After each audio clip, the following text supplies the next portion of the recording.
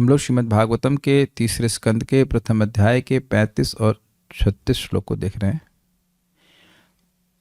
विदुर जी इसमें जिन यदुवंशियों के बारे में उन्होंने नहीं पूछा, अर्थात प्रसिद्ध और अप्रसिद्ध जो रह गए, उनके बारे में पूछेंगे 35वें में, और 36वें में युधिष्ठिर महाराज के बारे में पूछेंगे, और अन्य कुरुवंशियों के बारे में आगे के श्लोकों में पूछेंगे। दैट मीन्स 36 को से लेकर के 6 श्लोक में वह कुरुवंशियों के बारे में पूछेंगे, और 35वें में जिन यदुवंशियों के बारे में का नाम नहीं रखे या रखें, जिन प्रसिद्ध और अप्रसिद्ध यदुवंशियों का नाम वो नहीं रखे, उनके बारे में पूछ रहे हैं। मेरे पीछे बोलिए। उनके कुशल क्षेम के बारे में पूछ रहे हैं। अपीस्विदन्ये च निजात्मदैवम् अनन्यवृत्त्या समनुव्रताये। अपीस्विदन्ये च निजात्मदैवम् अनन्यवृत्त्या समनुव्रताये। हृदीक सत्यात्मज चारुदेशन् गदादयः स्वस्ति चरन्ति सौम्या। हृदीक सत्यात्मज चारुदेष्णा गदादयः स्वस्ति चरन्ति सौम्या। अपीस्विदन्ये च निजात्मदैवम् अनन्यवृत्त्या समनुव्रताये। अपीस्विदन्ये च निजात्मदैवम् अनन्यवृत्त्या समनुव्रताये। हृदीक सत्यात्मज चारुदेशण गदादयः स्वस्ति चरन्ति सौम्या। हृदीक सत्यात्मज चारुदेष्णा गदादयः स्वस्ति चरन्ति सौम्या। अपीस्विदन्ये च निजात्मदैवम् अनन्यवृत्त्या समनुव्रताये। अपीस्विदन्ये च निजात्मदैवम् अनन्यवृत्त्या समनुव्रताये। हृदीक सत्यात्मज चारुदेष्णा गदादयः स्वस्ति चरन्ति सौम्या। हृदीक सत्यात्मज चारुदेष्णा गदादयः स्वस्ति चरन्ति सौम्या। हे भद्र पुरुष। कौन भद्र पुरुष? बोलिए, कौन भद्र पुरुष? कौन किससे बात कर रहा है? विदुर जी, उद्धव जी को कह रहे हैं। तो भद्र पुरुष मतलब अच्छे पुरुष। किसको संबोधित कर रहा है? उद्धव जी को। यस। हे भद्र पुरुष उद्धव, अन्य लोग यथा हृदीक, चारुदेशण, गद तथा सत्यभामा का पुत्र जो श्री कृष्ण को अपनी आत्मा के रूप में मानते हैं, सत्यभामा के पुत्र होना चाहिए वैसे तो देखा जाए तो, एक पुत्र नहीं सभी पुत्र जो श्री कृष्ण को अपनी आत्मा के रूप में मानते हैं और बिना किसी विचलन के उनके मार्ग का अनुसरण करते हैं। ठीक से तो है ना? ध्यान दीजिए, कोई एक पुत्र के बारे में नहीं बोल रहे हैं, सभी के बारे में बोल रहे हैं। हे सौम्य स्वभाव वाले उद्धव, ये अन्यचा वे अन्य लोग जिनका नाम नहीं रखा जा रहा है, तथा यथा जैसे हृदीक कौन है? हृदीक कृतवर्मा के पिताजी हैं। कृतवर्मा यदुवंशी थे और वह उस नारायणी एक अक्षौहिणी नारायणी सेना को लेकर के दुर्योधन की तरफ से युद्ध किए थे, और वह भगवान श्री कृष्ण की यदुवंशी सेना के सेनापति थे कृतवर्मा, अक्रूर और शतधन्वा, ये तीनों मिलकर के भगवान के ससुर सत्राजित के वध में भी संलग्न थे, उसके प्लॉट किए थे। शतधन्वा ने मारा था, कृतवर्मा और अक्रूर जी ने प्लान बनाया था। यह आगे कृष्ण में पढ़ेंगे। तो इस कृतवर्मा के ये पिता थे हृदीक, ये भोजवंशी थे।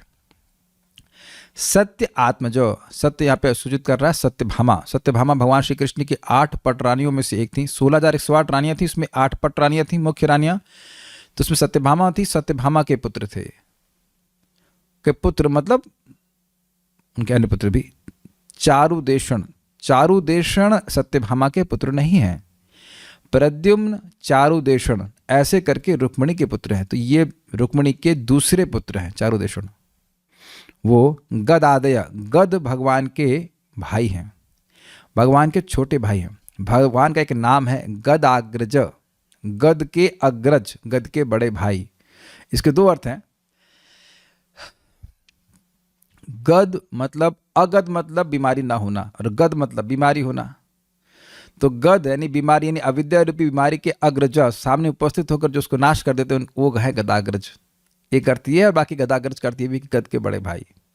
आदि में सारे यदुवंशियों को आप जोड़ लेना, उनके भाई और उनके चाचा, उनके ताऊ, सारे जब सब जोड़ लीजिए इन सबको, तो इनका विशेषण बता रहे हैं। निजात्म दैवम, जो अपने हृदयेश्वर, आत्म मतलब हृदय, अपने हृदयेश्वर दैवम श्री कृष्ण के अनन्य वृत्तिया, अनन्य ना अन्य, अनन्य, और वृत्ति मतलब वृत्ति, एकांतिक भक्ति भावपूर्ण समानुव्रतः अनुयायी गण है, मतलब भगवान के अनुयायी हैं और उनके अलावा और किसी के भी अनुयायी नहीं हैं। समझ रहे हैं बात? अनन्य वृत्ता मतलब भगवान श्री कृष्ण के आश्रय में है। क्या आप लोग मेरी आवाज़ ठीक से सुन पा रहे हैं? दिक्कत हो रही है? हाँ, पता नहीं, नट ही डाउन रहता है हमेशा, जो भी है। जैसे ब्राह्मण एक वृत्ति है, ऑक्यूपेशन कह सकते हैं वृत्ति को, क्षत्रिय एक वृत्ति है, वैश्य वृत्ति है। अनन्य वृत्ति मतलब भगवान की ही सेवा उनकी वृत्ति है, भगवान के सेवक के रूप में ही वो कार्य कर रहे हैं। ब्राह्मण वृत्ति मतलब क्या? ब्राह्मण के रूप से कार्य करना, क्षत्रिय के रूप में कार्य। अनन्य वृत्ति मतलब श्री कृष्ण की सेवा की ही कार्य करना, सम्यक रूप से अनुव्रता, समानुव्रता। उन्हें व्रत प्रण लिया हुआ था, संकल्प था कि भगवान श्री कृष्ण की ही सेवा करेंगे। इस प्रकार से उनके अनुयायी थे। ये नहीं कि गंगा गए तो गंगा राम और जमुना गए तो जमुना राम। याद आ रहा है, हमारे एक मित्र हैं, मित्र कह लीजिए, जो भी कह लीजिए, एक व्यक्ति हैं, तो हमको अपना वो हरे कृष्ण कीर्तन गाना बना बना के भेजते हैं। कभी कुछ भगवान श्री राम के भजन बना बना के भेजेंगे। तो उस दिन मैं जा रहा था गौशाला, या कुछ दुर्गा पूजा चल रही थी, देखा दुर्गा जी का जहाँ मंडप लगा है वहाँ दुर्गा जी का भजन चालू। तो ये तो उन्होंने वृत्ति नहीं हुई ना, जहाँ मतलब बेसिकली गाने का मन है, गाने की प्रतिभा है, तो गाने की प्रतिभा को कभी भगवान कृष्ण में लगा दिया, कभी दुर्गा जी में लगा दिया। दुर्गा जी का नवरात्रि है तो वहाँ चालू, जहाँ जो स्टेज मिल जाए वहाँ चालू। तो इसको अनन्य नहीं कहा जाएगा। इंद्रियों की वृत्ति उनकी केवल भगवान में ही लगी थी, ये अर्थ, ठीक है ना। देखिए, ब्राह्मण मतलब यजन याजन पठन पाठन दान प्रतिज्ञा, इस प्रकार से वो कार्य करेगा। क्षत्रिय है वो राजकाज करेंगे, और वैश्य जो है वो कृषि गोरक्ष वाणिज्यम वैश्य कर्म स्वभावजम। तो इस प्रकार से वो अलग अलग कर्म कर रहे हैं, लेकिन इनकी यहाँ पे अनन्य वृत्ति कही। इसका मतलब है कि भगवान श्री कृष्ण की सेवा ही उनकी वृत्ति थी, बस यही उनकी जीविका कह लीजिए, इसी से वो जी रहे थे। ऐसे अनुव्रता व अनुयायी गण थे ये सभी इस प्रकार से। अपि स्वस्थ चरंती, क्या वे कुशलतापूर्वक समय बिताते हैं? अर्थात अब भगवान नहीं है तो ये लोग कैसे अच्छे से रह सकते हैं? नहीं रह सकते। ठीक है, संस्कृत देख लीजिएगा।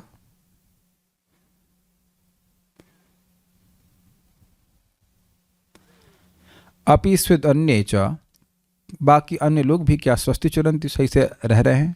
हे स्वामी, स्वामी नीचे से ले लीजिए। जो निजात्म दैवम, भगवान श्री कृष्ण को अपने हृदय का दैव, भाग्य देवता मानते थे। अनन्य वृत्त्या समनुव्रता, ये जो अनन्य वृत्ति से भगवान के अनुयायी थे। कौन? हृदीक, सत्यात्मज, सत्यभामा के पुत्र, चारुदेशन रुक्मणी के पुत्र, गदादय और गद आदि उनके भाई आदि, और बाकी सारे यदुवंशी स्वस्थि चरंती, क्या वो ठीक से कुशल क्षेम से रह रहे हैं? ये प्रश्न कर रहे हैं। ऐसा नहीं कि कुछ विशेष लोगों के संग ही उनका प्रेम था, वो सभी भोजवंशियों के संग, यदुवंशियों के संग प्रेम करते थे, ये सूचित हो रहा है। बहुत सारे लोग उनके मन में से में आ रहे होंगे, लेकिन उनको आदि करके वह संबोधित करते। श्रीधरी देखिए, क्या दूसरे लोग जो हैं वे तो कल्याण प्राप्त है ना। निजस्य, निज आत्मदेव शब्द आया था ना। निजस्य अर्थात जो अपने शरीर से भिन्न अपनी आत्मा के स्वामी। निज का मतलब आत्मा, आत्मा का अर्थ अपना चेतना भी कह सकते हैं कि वही आत्मा है। आत्मा मतलब आत्मा। देह हमारा निज है क्या? देह हमारा अपना है क्या? मन हमारा अपना है? ना तो मन हमारा है और ना देह हमारा है, ये तो भगवान का है। तो हमारा है क्या? देख, दो अर्थ में ले सकते। एक है हमारा चेतना, आत्मा का अर्थ आप मन ले सकते हैं। मन से मेरा मतलब है उनकी कॉन्शियसनेस, लेकिन बाकी सूक्ष्म शरीर भी हमारा नहीं, हमको प्रदत्त है, वो हमको दिया गया है, वो हमारा नहीं है। तो या सिंपल अर्थ है आत्मा मतलब खुद को, तो निजत्व, निज अब की बात करें अपने को, अपने आत्मा के स्वामी, देव मतलब स्वामी भगवान श्री कृष्ण का अनन्य वृत्ति अर्थात एकांतिक भक्ति भावना पूर्वक एकमात्र भगवान के ही शरण में रहते हुए समुन्व्रता अर्थात अनुसरण करते थे। जैसा भगवान चाहते थे, जैसे उनको अच्छा लगता था वैसे ही वो कार्य करते थे। वे हृदय अर्थात भोजवंशी एवं कृतवर्मा के पिता, सत्यभामा जी के पुत्र, चारुदर्शन अर्थात रुक्मिणी के दूसरे पुत्र तथा गद आदि हैं। वे तो सुखपूर्वक है ना, ये सब है। क्रम संदर्भ, निजात्मा अर्थात उनके आत्मीय, आत्मीय का मतलब अत्यंत अपने, यस अपने, एवं आत्मा के मतलब उन्हीं के हैं, वही वो। देखिए क्या होता है, इस जगत में कोई भी प्रिय लगता है क्योंकि आत्मा उसमें है। तो जैसे व्यक्ति अपने को प्रिय मानता है, ऐसे वे भगवान श्री कृष्ण को अपना प्रिय मानते थे। श्री कृष्ण एवं आत्मा के श्री कृष्ण दैवम अर्थात देवता थे। सारादर्शनी, निजात्म दैवम अर्थात उन्होंने देवम अर्थात श्री कृष्ण को अपने सौभाग्य का मूर्तिमान रूप स्वीकार किया था। ये बड़ा सुंदर अर्थ है। इस जगत में कहा जाता है कि भाई सब कुछ जो मिल रहा है वह देव से मिल रहा है, देव मतलब भाग्य से मिल रहा है। तो भगवान को ही उन्होंने अपना भाग्य मान रखा था कि भगवान है तो हमारा सौभाग्य है। समझ रहे हैं बात? किसी को बुद्धि मिली है, किसी को धन मिला है, किसी को यश मिलता है, तो हम समझते हैं कि वह देव से प्राप्त होता है। व्यक्ति को पहले का कुछ भाग्य है, किया गया कर्म है, इसकी वजह से आज ऐसे देव का निर्माण है, भाग्य का निर्माण हुआ। तो वह भगवान श्री कृष्ण को अपना देव अर्थात भाग्य मानते थे। मूर्तिमान, हमारा मूर्तिमान सौभाग्य हमारे सामने भगवान श्री कृष्ण के रूप में, ऐसा वो मानते थे। तथा वह पूर्णतः समनुव्रत अर्थात भगवान कृष्ण का अनुसरण करते थे। ये बात बहुत विशेष है, मैं इस पर ध्यान नहीं दे पाया। इस जगत में किसी का पूर्णतः अनुपालन करना ही बड़ा कठिन है। हर व्यक्ति सोच रहा है कि वह बुद्धिमान है अधिक। किसी का अनन्य दासत्व स्वीकार करना ही बड़ा कठिन है जीवात्मा के लिए। आज किसी की सेवा करेगा, कल फिर किसी और की सेवा करेगा, कल किसी और की सेवा करेगा। जीवन भर किसी एक ही व्यक्ति की सेवा करना ये संभव नहीं है। क्या आपने ऐसा किया आज तक? हम में से किसी ने ऐसा किया? नहीं किया। बचपन में अपने बस दोस्तों संग खेलते थे, अब खेलने की याद भी नहीं आती। नहीं आती ना? याद आता है आप लोगों को? कभी गुड्डे गुड़ियों से खेलते थे? कभी एक बार मैंने प्रश्न किया था कि माता जी लोग आप लोग गुड़ियों से खेलते थे? तो हाथ उठाने में भी बहुत समय लगा। मतलब याद ही नहीं आता है कि गुड़ियों से खेलते थे। या हम लोग क्रिकेट खेलते तो अब बोल रहे हैं तो याद आ रहा है, नहीं तो याद भी नहीं आता था क्रिकेट खेलते हैं।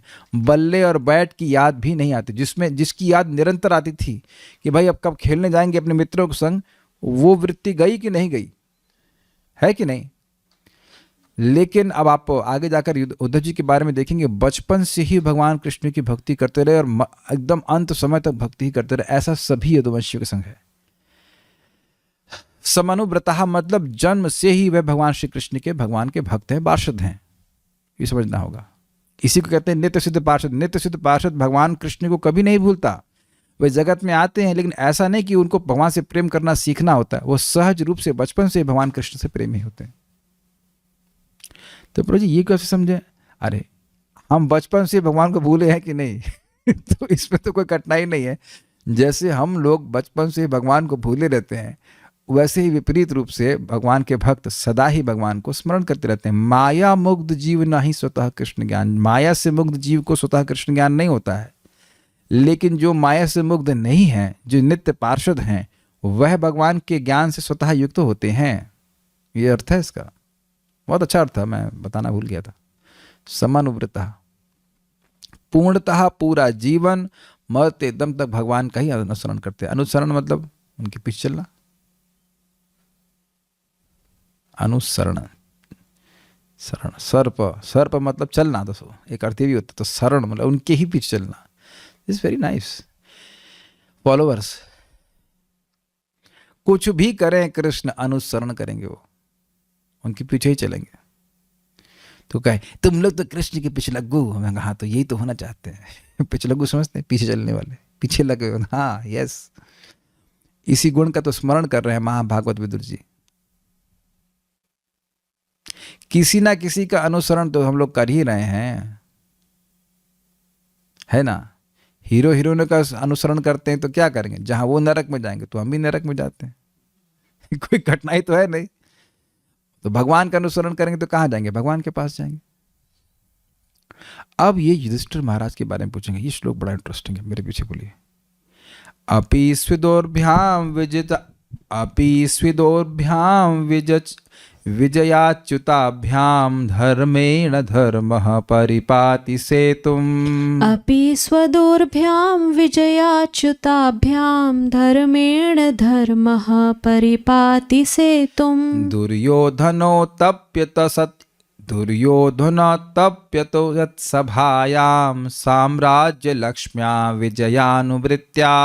दुर्योधनोत्तप्यत यत्सभायां साम्राज्यलक्ष्म्या विजयानुवृत्त्या। अपि स्विदोर्भ्यां विजयाच्युताभ्यां धर्मेण धर्मः परिपाति सेतुम्। अपि स्वदोर्भ्यां विजयाच्युताभ्यां धर्मेण धर्मः परिपाति सेतुम्। दुर्योधनोत्तप्यत यत्सभायां साम्राज्यलक्ष्म्या विजयानुवृत्त्या। दुर्योधनोत्तप्यत यत्सभायां साम्राज्यलक्ष्म्या विजयानुवृत्त्या। अपि स्विदोर्भ्यां विजयाच्युताभ्यां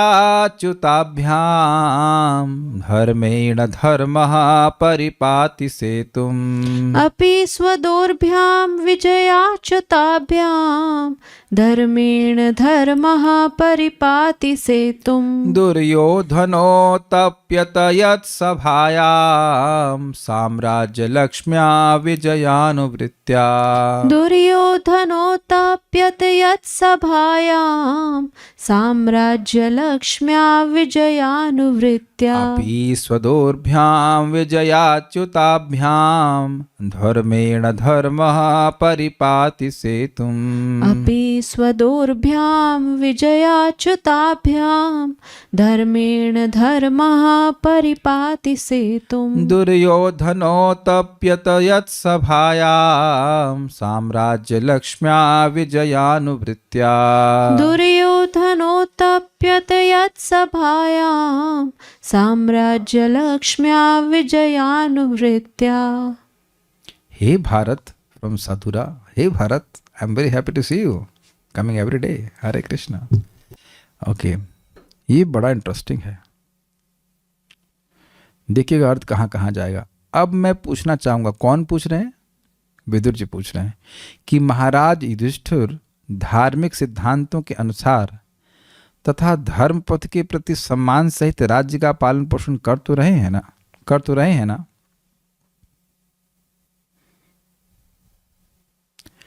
पहले तो दुर्योधन ईर्ष्या से जलता रहता था, क्योंकि युधिष्ठिर कृष्ण तथा अर्जुन रूपी दो बाहों के द्वारा रक्षित रहते थे, जैसे वे उनकी अपनी ही भुजाएं हों। अच्युताभ्याम एक मिस्टेक हुआ इसमें, एक शब्द और है, विजय लिखिएगा इसमें आगे। विजय अच्युताभ्याम स्वदोर्भ्याम, यहाँ शब्द है ना विजयाच्युताभ्याम, वो छूट गया यहाँ पे। विजयाच्युताभ्याम स्वधुर्भ्याम, विजय मतलब अर्जुन, विजय रथेर,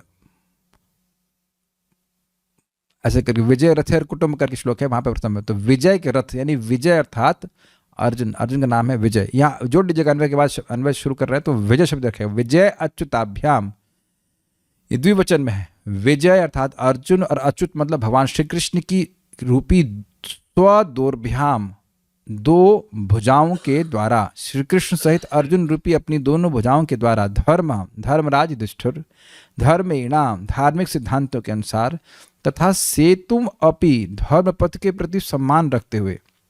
सेतु का अर्थ होता है, आप लोग सुनते होंगे, ब्रिज, है ना, लेकिन सेतु का एक और अर्थ होता है, उसे कहते हैं मर्यादा। तो धर्म पथ के प्रति सम्मान रखते हुए अर्थात धर्म की मर्यादा का परिपाती, धर्म की मर्यादा का पालन करते हुए परिपाती राज्य का पालन पोषण तो कर रहे हैं ना। यद्यपि कीम आदि नहीं जोड़ा जा रहा है, लेकिन प्रश्न इसी प्रकार से किया जा रहा है। ये प्रश्न ही है कि अर्जुन और भगवान कृष्ण रूपी दोनों बाहुओं के द्वारा रक्षित होकर के क्या धर्म के द्वारा, धर्म अर्थात महाराज युधिष्ठिर धर्म की मर्यादा का पालन कर रहे हैं? धर्म के द्वारा, धर्म धर्मराज युधिष्ठिर धर्म की सेतु अर्थात धर्म की मर्यादा का पालन कर रहे हैं। अर्थात क्या वह सुनिश्चित कर रहे हैं कि ब्राह्मण ब्राह्मण की तरह कार्य करे, क्षत्रिय क्षत्रिय की तरह कार्य करे, वैश्य वैश्य की तरह कार्य करे, शूद्र शूद्र की तरह कार्य करे, धर्म की मर्यादा में सब लोग रहें? क्या वह ऐसा पालन कर पा रहे हैं? ये आप जानते हैं कि कितना कठिन है। क्यों? क्योंकि बद्ध जीव अधर्म की ओर ही प्रवृत्त रहता है। जब ये कह रहे हैं कि पालन कर रहे हैं, मतलब सभी लोग क्या धर्म के अनुसार चल रहे हैं? ये बहुत कठिन कार्य है। प्रचार करते हुए और अपने जीवन में भी देखिए, व्यक्ति क्या हर समय धर्म का पालन कर पाता है, धर्म की मर्यादा का रक्षा कर पाता है? मर्यादा समझते हैं आप लोग? बाउंड्री, मर्यादा में रहो, यानी कि मर्यादा का जो भंग कर रहा है वह किसी ना किसी का असम्मान कर रहा है। Do you agree? यह व्यक्ति बहुत मर्यादित है, मतलब वह जैसा उसके अनुसार उसको कार्य करना चाहिए वो वैसे ही कार्य करता है, यानी कि जो नियम उसको बताए गए हैं उसका वह सम्मान करता है। बड़ा अच्छा है यहाँ पे, धर्मेण सेतुम, धर्म के द्वारा धर्म की मर्यादा का पालन कर रहे हैं। कभी कभी व्यक्ति सोचता है कि मैं धर्म कर रहा हूं, लेकिन वह धर्म के अनुसार नहीं होता। समझ पा रहे हैं बहुत बात? कुछ लोग इस जगत में सोचते हैं कि हम अब पशुओं का घात करेंगे तो ये हमारा धर्म है ना? ऐसे कुछ लोग कि पूजा करेंगे तो अब कुछ लोगों का घात करना ही होगा। तो वो मर्यादा का पालन तो कर रहे हैं, लेकिन वह धर्म के द्वारा नहीं कर रहे हैं। ये आप मेरी भाषा समझ पा रहे हैं? धर्म समझे कि भाई धर्म के अनुसार उसे क्या करना चाहिए।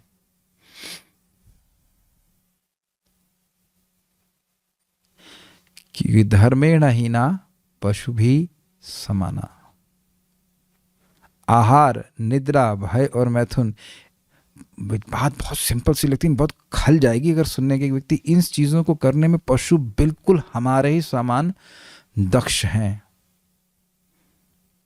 तो इनको अगर धर्म से नहीं कर रहा है, केवल इन्हीं में पशु पार्श्विक प्रवृत्ति में लगा हुआ है, तो वो बिल्कुल पशु के समान है। This is very heavy. अगर आप विचार करें तो बहुत हैवी है। वास्तविक रूप से अगर हम इस पर विचार करेंगे तो हम देखेंगे कि हम अगर इस धर्म नहीं प्रवृत्त हो रहे हैं, हम तो बहुत गर्हित जीवन जी रहे हैं। बहुत ज़्यादा व्याख्या नहीं करना चाहता मैं, बस बात अगर स्ट्राइक कर जाए व्यक्ति को तो ये बहुत ज़्यादा हैवी श्लोक है कि हम धर्म नहीं कर रहे हैं तो एकदम पशु की तरह जी रहे हैं। हम लोग की बुद्धि कितनी तेज है।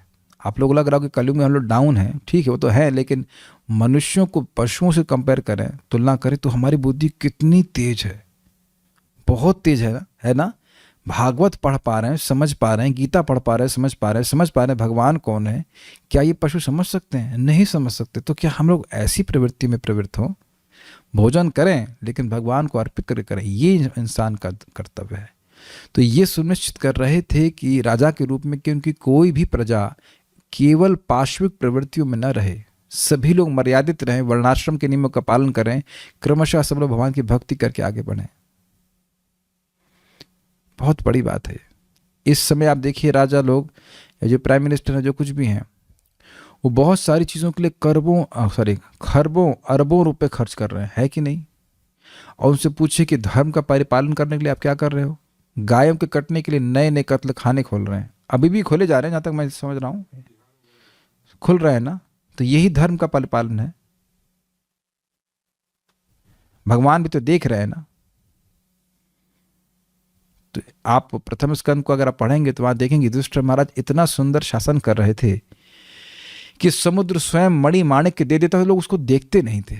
इतनी आधिक्य था, इतनी अधिकता थी माणिक्य आदि की। अभी कहाँ है बताइए? तो वो पूछ रहे हैं कि क्या युधिष्ठिर महाराज इस प्रकार से शासन कर रहे हैं?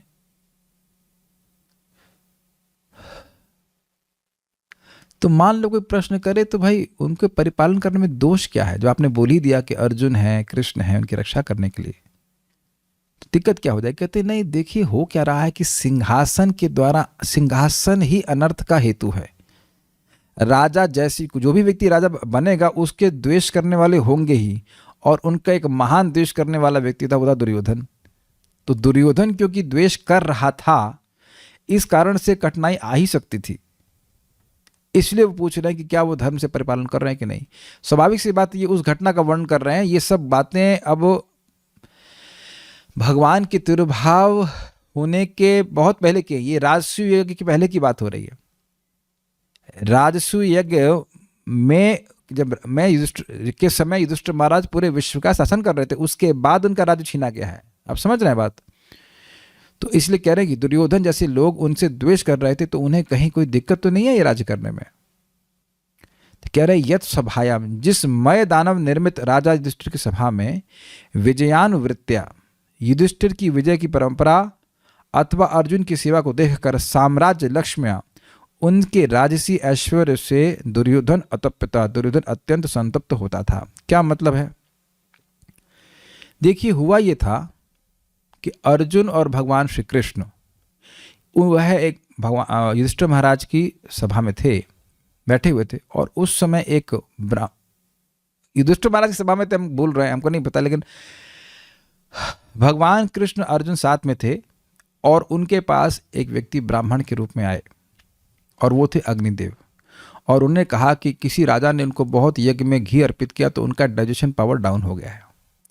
तो उनको, कौन सा वो जंगल था, खांडव प्रस्थ है ना, खांडव प्रस्थ का जंगल, वह उनको जलाना था। उस लकड़ी को जलाकर वो खा लेते तो अब उनको, उनकी अग्नि प्रदीप्त हो जाती, अग्निदेव की। लेकिन क्या है, तो क्या दिक्कत, क्या कहते, जब भी मैं उसको जलाने जाता हूँ तो इंद्र उसकी वर्षा कर देते हैं। उसका भी कुछ कारण था, मैं भूल गया, लेकिन अभी क्या कारण था कि इंद्र उनकी सहायता करते थे, मैं भूल रहा हूँ, लेकिन इंद्र बुझा देते और मैं उस जंगल को नहीं जला पाता हूँ। साथ ही साथ उस खांडव प्रस्थ में बहुत सारे हिंसक पशु भी हो गए थे। तो भगवान अर्जुन और भगवान कृष्ण ने और अर्जुन ने कहा कि ठीक है, हम आपकी सहायता करेंगे, इस बार आप जलाइए। तो अब जब जलाने के लिए अग्निदेव पहुंचे, तो इंद्र, भगवान कृष्ण और अर्जुन भी वहाँ पे थे।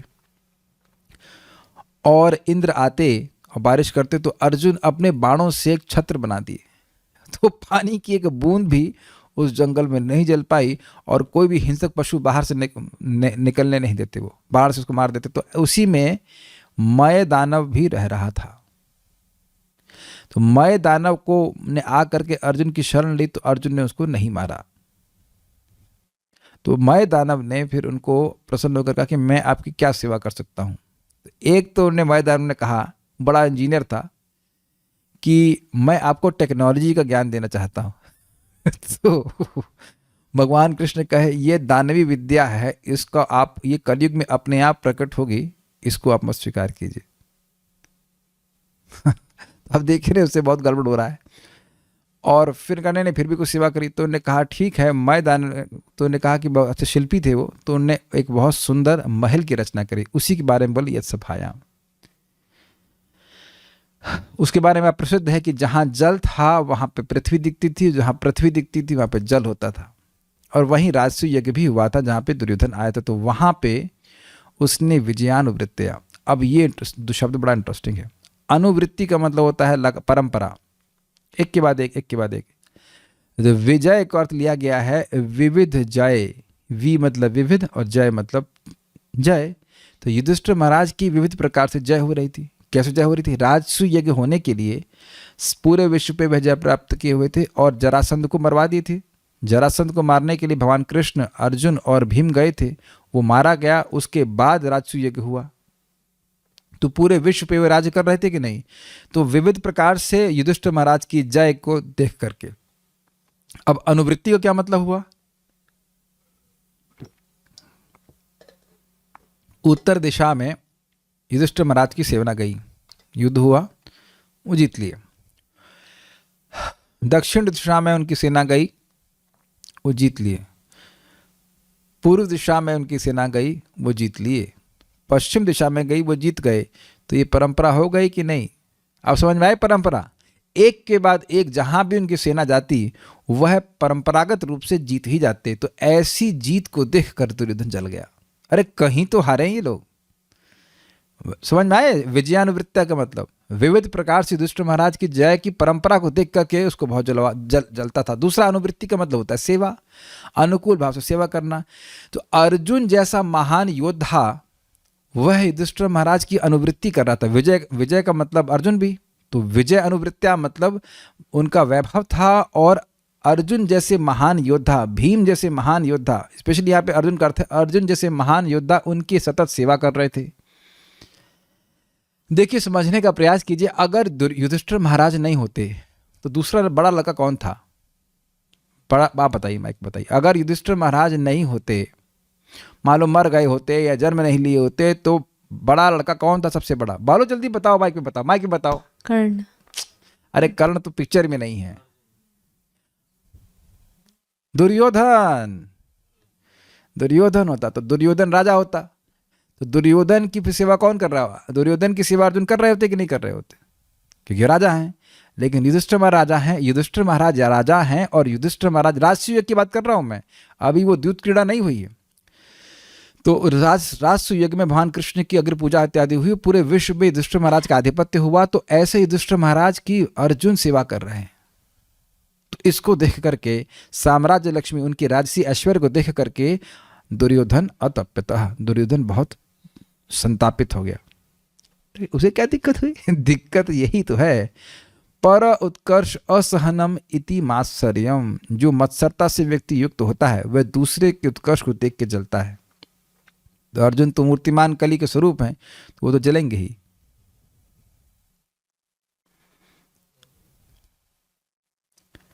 जब राजसूय यज्ञ हुआ था तो सब लोगों को उनकी स्वभाव के अनुसार सेवा दी गई थी। कर्ण को दान देने की सेवा दी गई, और दुर्योधन लोभी था तो उसको दान स्वीकार करने की सेवा दी गई। तो उसको खुशी होती थी कि वस्तु मेरे पास आ रही हैं। और भगवान श्री कृष्ण ने सभी के चरणों को धोने की सेवा ली। अद्भुत है राजसूय यज्ञ। अपि स्वदोर्भ्याम विजित अजुताभ्याम। अरे अर्जुन मूर्तिमान कली के स्वरूप नहीं है। मैं अर्जुन बोला क्या? अर्जुन तो नहीं बोला, दुर्योधन है। आप भी क्या सुन रहे हैं भाई? इसलिए अच्छी चीज रिकॉर्ड हो रही है। मैं अर्जुन बोला क्या? अर्जुन तो नहीं बोला, दुर्योधन बोला। देख रहे हैं, सही बोलते हैं तो लोग गलत सुनते हैं। हम बोल रहे हैं दुर्योधन, आप बोल रहे सुन रहे हो अर्जुन। नहीं, कली, दुर्योधन कलियुग के मूर्तिमान स्वरूप थे। अपि सदोर्भ्याम विचिताच्युताभ्याम। अपनी दोनों भुजाओं कृष्ण और अर्जुन के द्वारा धर्मेण धर्म परिपाति सेतुम। क्या धर्म अर्थात युधिष्ठिर महाराज धर्मेण धर्म के द्वारा सेतुम परिपाति अर्थात धर्म की मर्यादा के द्वारा राज्य का पालन कर रहे हैं। क्या दिक्कत है? तो कह रहे हैं दुर्योधन अतप्यता। दुर्योधन उनको देख करके जल गया। क्यों जल गया? यत सभायाम, जिनकी सभा में साम्राज्य लक्ष्मियाँ, उनकी अद्भुत साम्राज्य की ऐश्वर्य के द्वारा और विजयानुवृत्तियाँ, हर जगह उनकी विजय हो रही थी। और / दूसरा अर्थ है अर्जुन जैसे महान योद्धा उनकी सेवा में नियोजित थे। इस प्रकार को देख करके दुर्योधन को बहुत जलन हुई कि यह तो मेरा अधिकार है, ये तो मेरा अधिकार है, इसको ये पकड़े, जबकि उनका अधिकार नहीं था। ये उस स्थान पर क्यों है? इसी को आश्चर्य कहते हैं। श्रीधरी, अब विदुर जी 6 श्लोकों के द्वारा कुरुवंशियों के विषय में पूछते हैं। क्या अपनी दोनों भुजाओं के समान रहने वाले अर्जुन और भगवान श्री कृष्ण के द्वारा युधिष्ठिर धर्म की मर्यादा का पालन करते हैं? जिन युधिष्ठिर की मय निर्मित सभा में युधिष्ठिर की विजय परंपरा अथवा अर्जुन की सेवा को देखकर दुर्योधन अत्यंत दुखी हुआ था। तो ये दोनों बातें समझ में आ गई ना? इस प्रकार का युधिष्ठिर का ऐश्वर्य था। क्रम संदर्भ, श्री कृष्ण के अप्रकट हो जाने पर उनमें से कोई भी इस संसार में अपनी अभिव्यक्तियों की स्थिति नहीं रख पाएगा। इसलिए सब प्रश्न कर रहे हैं। आप सुन चुके हैं कि जब भगवान श्री कृष्ण के प्रयाण को ने सुना तो अर्जुन तो अब कुछ बोलना ही बंद कर दिए थे। कुछ बोले, जब पूछा गया, पहले तो बोल नहीं रहे थे, शोकाकुल थे। और जब वे लौट के आए थे द्वारका से, और जब वो भगवान कृष्ण का ही निरंतर स्मरण कर रहे थे और बहुत शोकाकुल थे। तो युधिष्ठिर पूछे, महाराज पूछे क्या हो गया? बहुत सारे कारणों के बारे में जिज्ञासा करे, ये हो गया क्या, वो हो गया क्या। फिर बोले कि क्या भगवान कृष्ण यहाँ से धराधाम से चले गए हैं? तब अर्जुन कहते हैं हाँ। तो अर्जुन कुछ समय जवाब देते हैं, फिर चुप हो जाते हैं और फिर वह राज्य छोड़ देते हैं। उसी प्रकार युधिष्ठिर महाराज भी परीक्षित महाराज को तुरंत अभिषिक्त करके अब एकदम अवधूत वेश बना करके चले जाते हैं। तो इन दोनों ही लोग, अर्जुन और युधिष्ठिर महाराज, भगवान कृष्ण के बिना अपने अस्तित्व को भी नहीं रख सकते थे। तो इसलिए वो प्रश्न कर रहे हैं कि क्या वो ठीक से हैं। सुबोधनी युधिष्ठिर के कुशल को पूछते हैं। असाध्य के भी साधन में हेतु कहते हैं विजयाच्युताभ्याम। इसका क्या मतलब है? असाध्य, जिसको साधा ना जा सके, उसको भी साधने के हेतु युधिष्ठिर महाराज के पास थे। क्या थे उसे साधन? अर्जुन और भगवान श्री कृष्ण। भगवान श्री कृष्ण के आश्रय में जो है उसके लिए क्या असंभव है? भगवान कृष्ण तो भगवद गीता में कहते हैं पश्य में योगम ऐश्वरम। तो वहाँ पे योग का अर्थ लिया गया था जो ना घटित हो सके उसको भी घटित कर दे, ऐसी शक्ति को योग शक्ति कहते हैं। यत्र योगेश्वरः कृष्णा यत्र पार्थो धनुर्धरा तत्र श्री भूतिर नीतिर ऐसे करके ममा मता ऐसे करके श्लोक है कि जहाँ भगवान श्री कृष्ण हैं, अर्जुन है, वहीं पे लक्ष्मी होगी, वहीं पे नीति होगी, वहीं पे विभूति, सब कुछ वहीं पे होगी। तो जो कुछ भी संभव है और जो कुछ भी संभव नहीं है, उन दोनों चीज़ों को संभव करने के साधन हाथ के रूप में, क्योंकि हाथ साधन है ना, हाथ से तो सारे कार्य करते हैं। तो जैसे हाथ इस जगत में कुछ कार्य करने के साधन है, ऐसे ही भगवान श्री कृष्ण और अर्जुन के रूप में मानो युधिष्ठिर महाराज के पास दो हाथ ही थे। देखिए हाथ बड़ा अद्भुत बात है। हाथ जैसे हमारे अनुसार ही चलते हैं। श्रील भक्ति सिद्धांत ठाकुर जी के 10,000 शिष्य थे। उनसे पूछा गया कि कितने शिष्य? कहते हैं 4। तो कहते हैं 4 क्यों? कहते हैं 2 हाथ और 2 पाँव, क्योंकि ये मेरे अनुसार चलते हैं। समझ में आया? तो 2 हाथ का मतलब हुआ कि अर्जुन और भगवान श्री कृष्ण बिल्कुल इनकी इच्छा के अनुसार ही चलते थे। और ये क्या नहीं कर सकते हैं? हमारे हाथ तो सब कुछ नहीं कर सकते हैं। हाथ साधन है करने के, लेकिन हमारे हाथ सब कुछ नहीं कर सकते हैं। नहीं तो जरूर हम चाहते हैं कि एक हाथ से माला करें और दोनों हाथ से कुछ काम करें, लेकिन ऐसा संभव नहीं है। हम अपने 2 हाथों से कुछ ही कार्य कर सकते हैं, है ना? लेकिन भगवान श्री कृष्ण अर्जुन कुछ भी कर सकते। तो कह रहे युधिष्ठिर जी के लिए कुछ भी असंभव नहीं था, क्योंकि उनके लिए असाध्य को साधित करने वाले हेतु थे भगवान श्री कृष्ण बलराम, उनके हाथ के रूप में थे, एकदम उनकी इच्छा के अनुसार चलने वाले। ठीक, तो ऐसा क्यों कह रहे हैं? तो कह रहे हैं वे दोनों ही निश्चित नर नारायण हैं और अनिरुद्ध के अंश, इसलिए धर्म रक्षक हैं। अब ये कहाँ से बात आ गई? सामान्य जगत पे प्रचलित बात है कि नर नारायण के रूप में कृष्ण अर्जुन अवतरित हुए।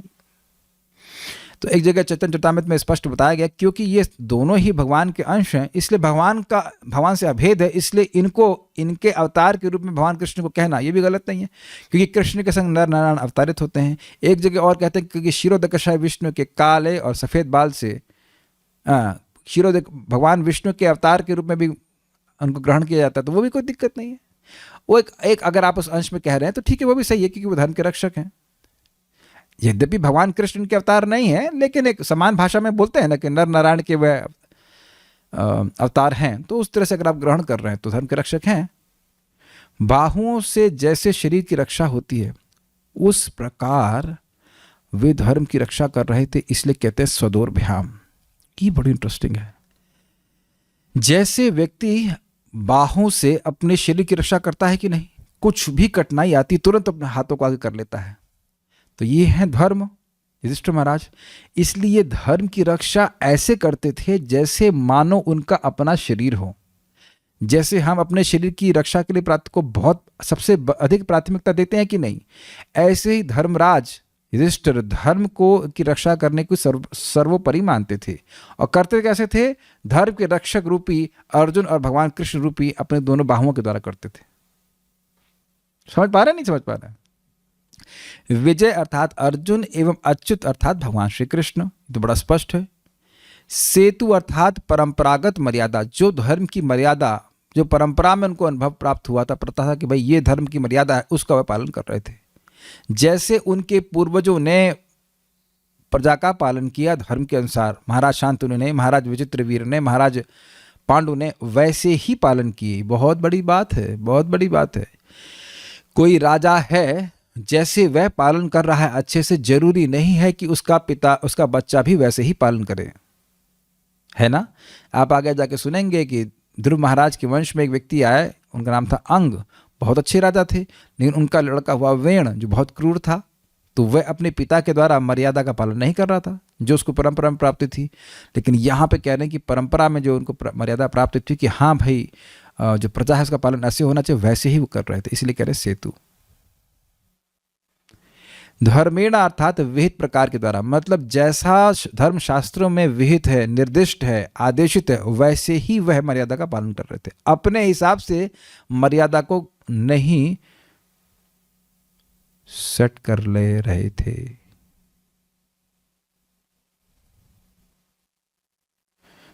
हम यहाँ पे बात बोल रहे हैं, प्लीज बुरा नहीं मानिएगा, लेकिन जीन्स और टॉप से भी शरीर ढकता है एक स्त्री का। एक स्त्री का शरीर जीन्स और टॉप बोलते हैं ना, जीन्स और टॉप से भी शरीर ढकता है। लेकिन क्या ये मर्यादा है? ऐसे ही प्रभु जी लोगों का भी जीन्स और जीन्स और शर्ट से शरीर ढक जाता है। लेकिन वास्तविक रूप से भक्तों के लिए तो मर्यादा नहीं है ना, पैंट शर्ट पहन के घूमते रहिए। आपको है कि पैंट शर्ट में व्यक्ति आरती करे, क्यों भाई? इस्कॉन सेंटर में जाए, कोई कहीं जीन्स पैंट पहन करके पुजारी आरती कर रहा है, तो क्या ये परंपरागत मर्यादा है? नहीं है। मर्यादा का बड़ा प्रभाव होता है। आपको समझ में आ गया परंपरा का मतलब क्या है। तो ये नहीं कह सकते कि हम जप रहे हैं तो हमें कुछ कपड़ा चेंज करने की जरूरत ही नहीं, वही जीन्स पैंट में करते रहें, नाम जप करने का तो कोई नियम नहीं है। नहीं, परंपरा का बड़ा महत्व है, आप करके देखिएगा। जीन्स पैंट पहन के देखने के लिए नहीं बोल रहा हूँ, मैं बोल रहा हूँ कि भारतीय वेशभूषा का बड़ा प्रभाव होता है, बहुत ज़्यादा प्रभाव होता है। मैं हमेशा देखा करता हूँ कि किसी पुलिस वाले को आप ड्रेस में देखते हो तो कितना प्रभाव होता है। उसको परंपरा में है ना प्राप्त, वही देख रहे हैं, वही हरे रंग की ड्रेस, वही हरे रंग की ड्रेस, हरा क्या लेंगे, खाकी बोलते हैं, खाकी रंग की ड्रेस पहनते हैं। वही बाहर आपको दिख जाएगा तो आपको सम्मान नहीं देंगे, लेकिन वही व्यक्ति अब ड्रेस पहन के आ जाता है तो कितना सम्मान देता है। मर्यादा का, परंपरा का बड़ा प्रभाव होता है। प्रभुपाद जी ने पूरे विश्व में लोगों को धोती पहना दिया, जो भी भक्त हैं भगवान के, कितने अद्भुत लगते हैं ना। मर्यादा का पालन करना बहुत जरूरी है।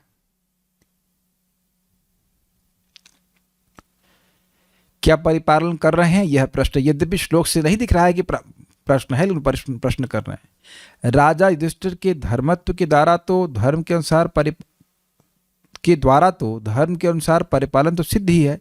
भाई राजा तो धर्म है, तो आप यह प्रश्न क्यों कर रहे हो कि धर्म के अनुसार परिपालन कर रहे हैं? ये तो सिद्ध बात है, ये तो परफेक्टेड बात है, ये तो प्रमाणित है कि वो धर्मराज हैं, तो धर्म के अनुसार ही पालन करेंगे, दिक्कत क्या आएगी? तो पुनः यह प्रश्न क्यों कर रहे हैं? इस आशंका करके सिंहासन के अनर्थ के हेतु को कहने के लिए कहते दुर्योधन नीति। समझ में आया बात? मान लो विदुर जी से उद्धव जी कहें कि भाई आप युधिष्ठिर महाराज को धर्म कह रहे हो, तो जो मूर्तिमान धर्म है तो धर्म के अनुसार ही पालन करेंगे ना, तो आप यह क्यों प्रश्न कर रहे हो कि धर्म के अनुसार पालन कर रहे हैं कि नहीं कर रहे हैं? तो कह रहे हैं कि देखिए, जो सिंहासन होता है, जो सिंहासन पे आरूढ़ होता है, उससे जलने वाले लोग हो ही जाते हैं, और वह उसमें व्यवधान डालेंगे, इसलिए पूछ रहा हूं। सिंहासन ही अनर्थ का हेतु है, वो अनर्थ कराएगा ही। जो भी व्यक्ति मैनेजमेंट की पोस्ट पे आएगा उसके कोई दुश्मन जरूर हो जाएंगे। ऐसा नहीं कि व्यक्ति खराब है, ये तो है ही अजात शत्रु, फिर भी लोग उनके शत्रु हो गए हैं। क्यों? क्योंकि सिंहासन पे आरूढ़ है। तो सिंहासन की महिमा को बता रहे हैं। ये विविध नहीं होना, विविध होना चाहिए। विविध प्रकार की जय की अनुवृत्ति अर्थात परंपरा जिनकी थी, यह विजयानुवृत्तिया का अर्थ है। स्पेलिंग मिस्टेक है, विविध, वी से विविध लिया है। इसकी व्याख्या मैंने अभी कर दी। हर जगह उनकी विविध प्रकार से जय ही हो रही थी, इसी को विजयानुवृत्तिया कहा। और अनुवृत्तिया मतलब बारंबार उनकी विजय हो रही थी। ये विविध का अर्थ ले लीजिए, हर जगह युद्ध एक ही प्रकार से नहीं लड़ा जाता है। Do you agree? हर क्षेत्र में युद्ध अलग अलग प्रकार से जीता जाता है। हिमालय में अलग अलग प्रकार से युद्ध लड़ा जाएगा और सागर में अलग प्रकार से युद्ध लड़ा जाएगा। समझ रहे हैं बात? तो ये विविध हो गया। लेकिन अनुवृत्ति मतलब हिमालय में भी जीते और असम में भी जीते और अमेरिका में भी जीते और हर जगह जीते। अब समझ में आया बात? अनुवृत्ति मतलब बार बार जीत, लेकिन अब पिच एक जगह नहीं है। जैसे भारत की टीम कभी अब ऑस्ट्रेलिया में खेल रही है, कभी वहाँ खेल रही, तो सारे गेम एक जैसे नहीं होते हैं। है क्रिकेट का ही गेम, लेकिन सामने का प्रतिद्वंदी एक जैसा नहीं होता, सारी सिचुएशन एक जैसी नहीं होती है। लेकिन अगर बार बार कोई टीम जीत रही तो उसकी जीत की परंपरा बन गई है। मैं समझा पा रहा हूँ? तो विजयानुवृत्तिया मतलब विविध प्रकार की जय विविध परिस्थितियों में, और उसके बाद अनुवृत्ति मतलब बार बार उनकी जय को देख करके वह जल गया कि इनकी जय क्यों हो रही बार बार। कहीं तो हारे, कहीं तो हारते कि उनका राजसूय खंडित होता, कहीं हारे ही नहीं, है ना।